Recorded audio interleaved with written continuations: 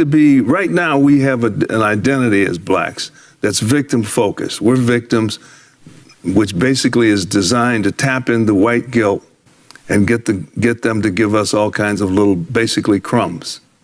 And we're just sort of locked into that. If you're going to go back, the phrase that you're so desperate for grievances that you have to go back into history to find them, that really says something.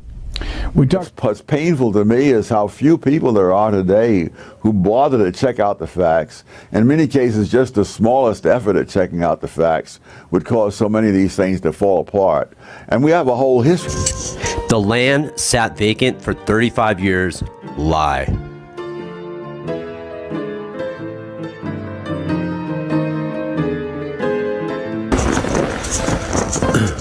So let's go over the first ordinance again, which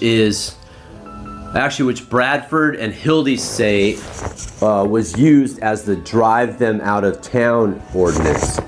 And that's reference to the park. And I'm going to show you that what 99% of every resident here believes to be true is not true. You're being told a lie once again. A lie, lie, lie.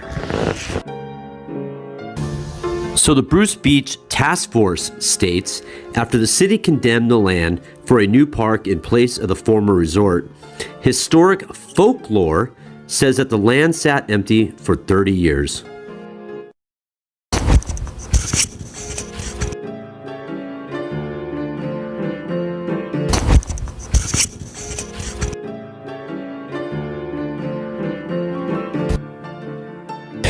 That Block 5 and 12 of Peck's Manhattan Beach tract in the city of Manhattan Beach, County, Los Angeles, State of California, be acquired by condemnation for public park purpose.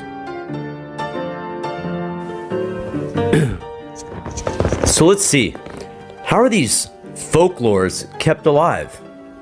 Let's hear how Bradford keeps them alive, and let's hear how Janice Hahn keeps them alive. Through lies and deceit. Lies, lies, lies. Off the beach. The city took the property back, or took it by eminent domain for sale under the guise of building a public park, understanding that that public park never came to fruition until about 35 years after the fact. And the only reason they did it then, because the city was fearful of a lawsuit. So did you notice that? When you've been watching this stuff for 3 days straight, you catch it. It's really easy to catch. What he did was he just made up a new fact that everybody's going to put into their speech. He just completely pulled out of thin air that the city of Manhattan Beach City Council in the 60s gave up the property because they were fearful of a lawsuit. This is not true. He has no basis. He will never back this up. It is made up malarkey. Completely 100% made up horse crap. Benefit. And so they told people that they were going to build a park for the enjoyment of everyone. And that's why they took the Bruce's property. Well, that property sat vacant for 30 years later. In the meantime, the city of Manhattan Beach transferred that original beachfront property to the state of California. And it was almost like they wanted to, wash their hands a little bit of the whole incident and get rid of the property altogether. So now Supervisor Hahn does the exact same thing. Just makes up stuff out of thin air. Big difference is Supervisor Hahn should do her research before making stuff up. City of Manhattan Beach gave up the park to state. In exchange, the state was going to purchase privately owned property that was owned by Mr. MacArthur, which was from the Manhattan Beach Pier south 3,000 feet. Manhattan Beach tried to acquire it 12 years earlier, but lost in a lawsuit. Also, by giving the Peck Park to the state promised to maintain the beaches and the park area and give them money to improve the park area. So it was a sweet deal, and the supervisors were a big part of that deal. It was in 1947. It's another 100% cannot be verified story, and she will not be able to substantiate it at all. It's when she says, they wanted to wash their hands of it and throw it away. What she's doing is she's building credibility for what they're doing with witnesses that don't exist anymore and stories that can't be verified. 35 years. That's crazy. And so, Bradford, Hahn, Hildy, they're all telling us that nothing happened for 35 years until 1964. Let's go over reality. Let's go over the facts once again. I know a lot of you do not like facts, but let's go over some facts. So as the fairy tale goes, nothing was done for 35 years till 1964.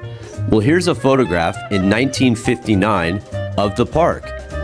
Crazy how facts just unravel this fairy tale so easily. But let's go back even further to unravel this fairy tale. Nothing as mundane as mere evidence can be allowed to threaten a vision so deeply satisfying. So the LA Times, March 12th, 1933. Parks will be ready for use in 4 months.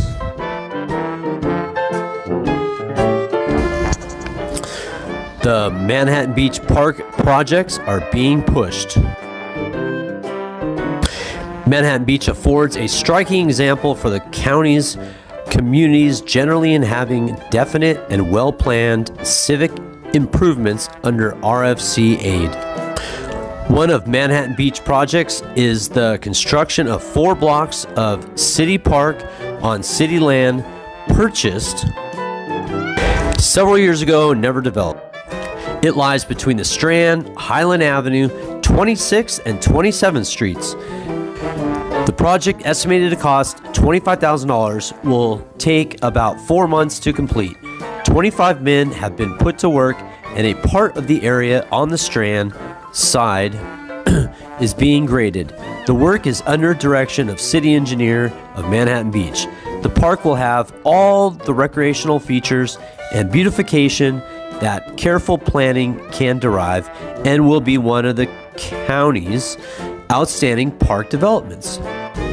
5 acres between 21st and 15th Streets and west of the Santa Fe tracks are being prepared as a recreational park.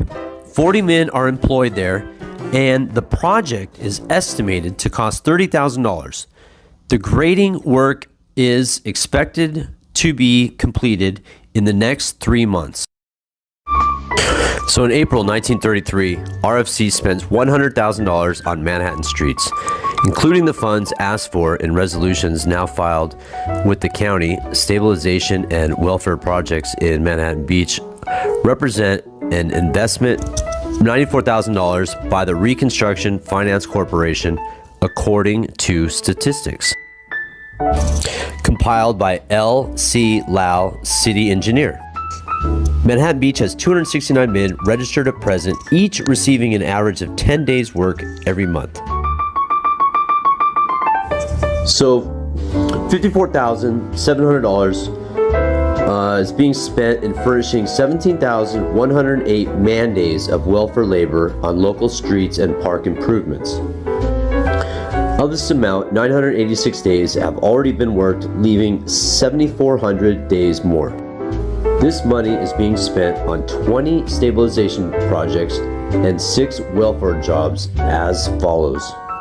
It lists a bunch of projects, then gets down to Bruce Beach. On Beachfront Park, from Strand to Ocean Drive between 27th and 28th Streets. Almost 9,000 man days have been spent there, and $27,000 has been spent on the park. So the fact is, we've proven that there was a park in 1933 at former Bruce's Beach. By 1933, with the Great Depression impacting the city with its full force, funds were provided through the federal government to pay men to grade and landscape the what? The park. So just 4 years after the city in 1929, the condemnation was finalized, there was a city park.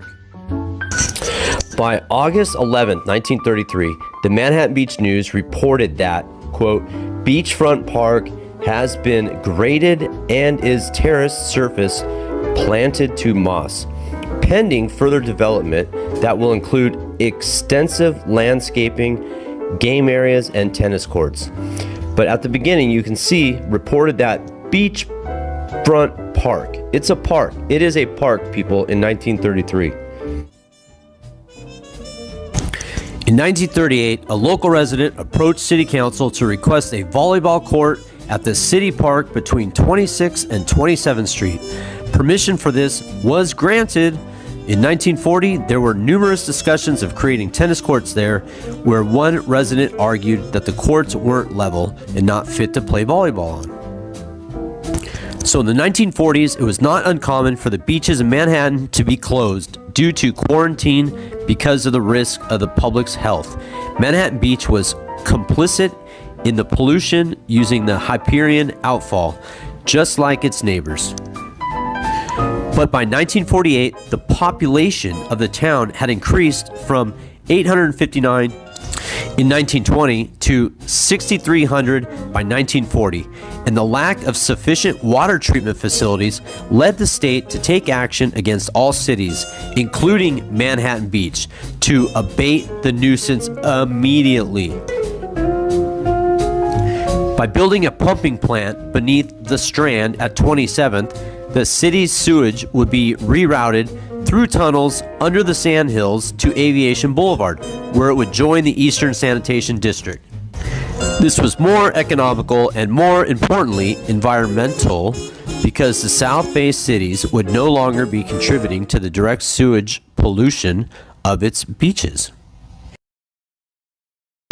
Here's a photograph of the pumping plant between 26th and 27th, where that park was developed in 1933. When the South Bay City Sanitation District was installing the new sewer lines and the pumping station, they requested use of the city park between 26th and 27th Streets. The city granted them permission, provided the property be left in clean and proper conditioning so far as reasonably possible, and that any sand retaining growth foliage be removed, be restored. More facts. 1945 issue of Community Life magazine describes a children's story hour located at the playground at Highland and 26th Street Park. Again, Park. 1945. Highland and 26th Street Park. The Recreation Commission provided a story hour followed by games at this location for all the smaller children in this area.